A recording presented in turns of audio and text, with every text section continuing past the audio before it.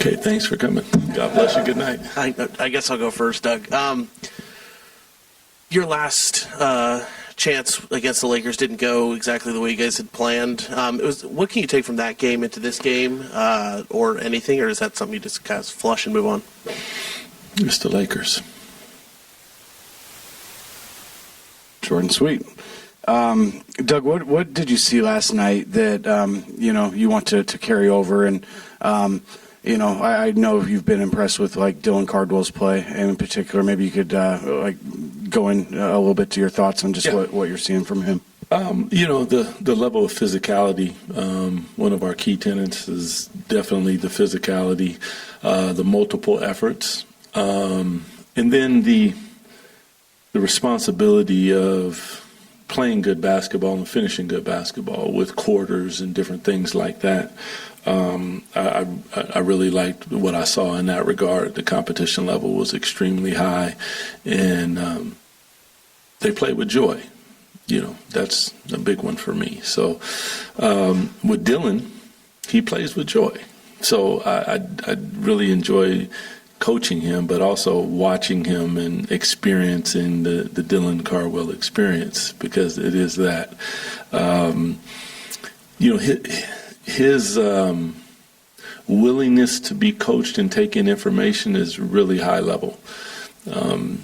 Whether me and him sit and watch film, or he just comes up to me and is like, "Coach, what you got for me today?" Like something. And whether we're talking about the little things of screening angles, timing in, running out, chesting the ball, rebounding with two hands, I didn't really have to tell him that. But and then the way that he sprints into screens to create space that creates the advantage once the screen is set, and he sets really good screens. His communication on defense, and his fearlessness with his level of physicality, and not trying to be friends with the team, with the opposition.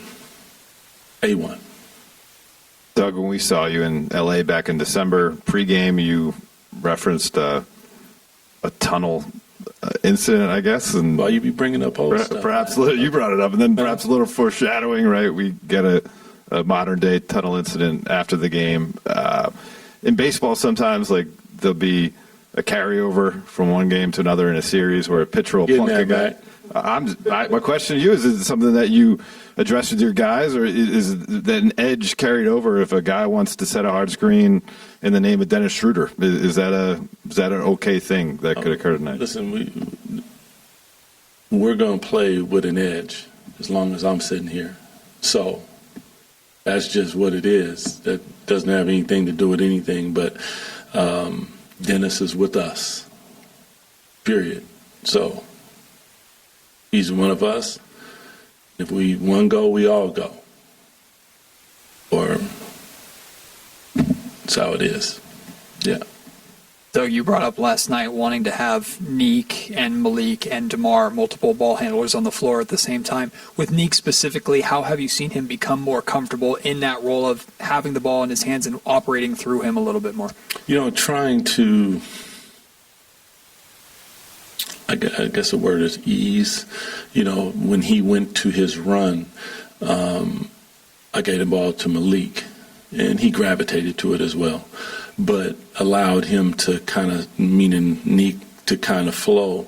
And then I was very specific when I wanted him to handle the ball. I called the play, so he knew precisely what he was going to do. There would be a graduation of that to where he give him a couple plays, like here's two, your choice. And then now we begin to go down the path of where it happens. When he grabs the rebound, don't look around, unless there's the advancement of the basketball, like you play the right way. But that is how I think that we can go down the path of him being, a semi-primary ball handler and having the responsibility of initiating the offense. But I thought he did a hell of a job last night with the moments that he was put in there. But he'll make mistakes, man. And we're going to live with his mistakes, and we're going to coach him and watch him grow and water him like a flower and pull all the weeds out. Yeah. Hey, Doug, you're two bigs. You're two young bigs. I know you got to coach everybody the same, but they're such different styles of players. How has that process been for you to sort of dig in and try to figure out how to develop each of them differently? Yeah, you hug them the same. But, when Max got out there and he was thrust into that, you weren't really sure about what you were going to get, but watching them develop. So Max, communication, like verbal, high-level communication, trying to watch him gain the physicality. And I always use the Adams reference, where the first time he played him, he held him off with one hand and grabbed the ball with the other, and then I watched Max do it a game or two later, and I was like, oh, wow, okay, he learned something. Talking about the screening angles with him just as well as Dylan. Him learning how to play in the pocket, it didn't take long. That is a beautiful touch that he has in the pocket. And then his ability to, put it down and make another play. With Dylan, it's a little different because I think he was probably more NBA ready from the physicality standpoint and being sent to do something like go rebound, set hard screens, run the floor, scream when you dunk that, here we go. And, that's just who he is. Now, the development, you see the little push shot. He did finger roll one that came up short. But the point is, you can see how they both develop. And they help each other because it's like a yin and yang. Where one might be a little devoid, the other one is stepping in and handling that. So a lot of fun to be around them and coach them and work with them and watch them grow when you tell them something and then you watch them try to do it in a real game is it's pretty impressive. Yeah.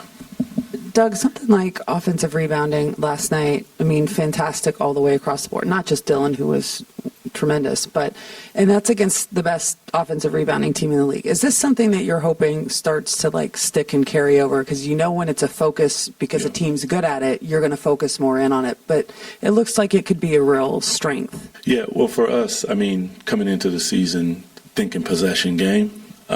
We talked about 94 feet, and if you're going to play 94 feet, you're trying to turn people over and create opportunities for yourself on the defensive side of the ball. But then there's also the ability to get offensive rebounds. So if you're able to do both of those things, you win a possession game, you're going to have more possessions because I'm getting some from you when steals, and then I'm gaining some from offensive rebounds.